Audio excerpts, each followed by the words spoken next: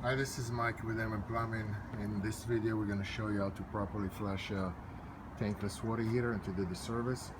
Here's the tankless. There's a pump here. The bucket is full of vinegar. Here's the pump. It's hooked up to the line in of the cold and line out of the hot of the water heater. Got two hoses. Bucket is filled with vinegar and it's been pumping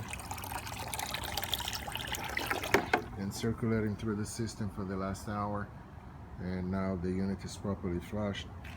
We're just going to unplug. When you're done, just unplug the pump, shut off the service valves, remove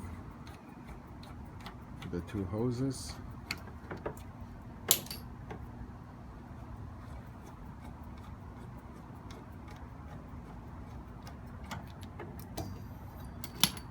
put the dust cups back on,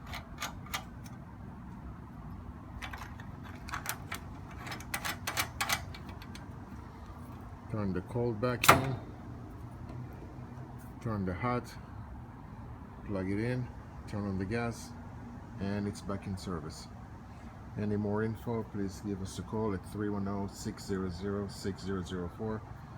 We mainly do tankless installation and service for most of LA County. Thank you.